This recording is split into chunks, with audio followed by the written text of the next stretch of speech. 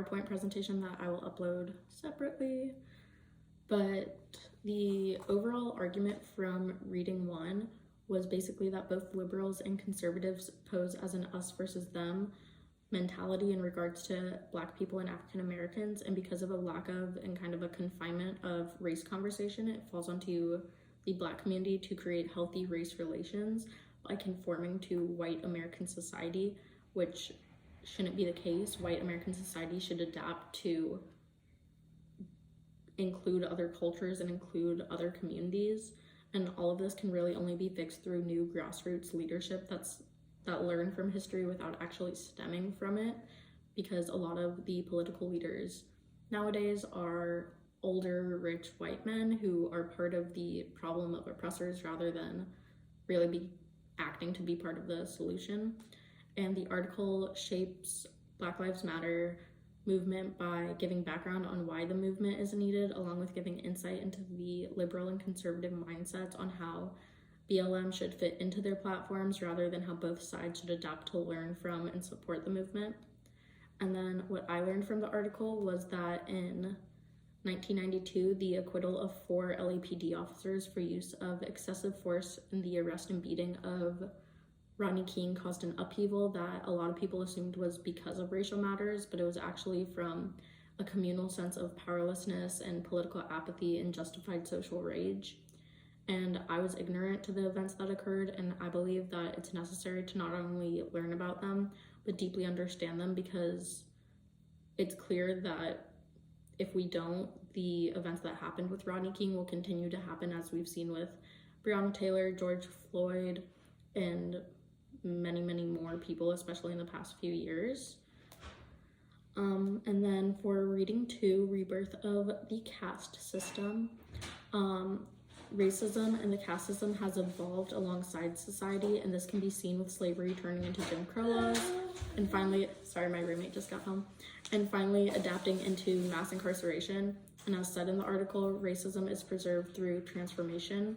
The article also argues that mass incarceration, which sold prisoners to companies for work, made African American and Black prisoners slaves of the state who were virtually disposable due to the surplus of prisoners at the time, because they found a way to arrest African American and Black people for even the slightest of things. And when crack hit the streets, that was a huge thing, especially because it was in the 1960s, so there was the war on drugs, and crack cocaine was much more associated with the Black community, whereas cocaine powder was associated with the white community. So because there's that separation, it was much easier to arrest. So that was just an example of how they had a surplus of prisoners through arresting. And the article talks about shaping the Black Lives Matter movement, with talking about how it's seen with presidents during the civil rights and Reconstruction eras that the goal of their campaigns was to manipulate media by using colorblind rhetoric and proving how tough they could be on them. And the presidents, mainly Reagan and Clinton, exploited racial hostility and drug reform, and globalization and deindustrialization in inner cities that were mainly inhabited by African American and Black citizens caused legitimate employment opportunities to become scarce and increase the incentive to sell drugs. Additionally, during Clinton's reign, the public housing budget was decreased by $17 billion, which was a decrease of 61%. And the corrections budget gained $19 billion, which was an increase of 171% to their budget. And this made the construction and maintenance of prisons the nation's main housing program for the urban poor. So it kind of showed that no matter what, society was built to oppress the African American and Black community. And so that's why the movement is so important, to bring these facts to light. And I learned that the manipulation and radicalization of racism and the efforts to preserve it went far beyond societal peers and went all the way up to presidents and their administrations. And I was unaware that racism was so prevalent even post Jim Crow in the form of drug laws. I knew it was prevalent in many other ways, but especially with drug laws, I was unaware. And incarceration, housing, and so much more. And I was aware of redlining, especially in Kansas City. and that furthered segregation in cities, but the amount of funding given to maintain segregation and discriminating practices was insane to me. Especially, I did not know like what the budgets of mass incarceration and all of that, but the article really talks about how the caste system adapted into slavery, which then adapted into Jim Crow and mass incarceration. So it's all kind of stemming from the same thing and just adapting with the times. And I did include a timeline in the presentation.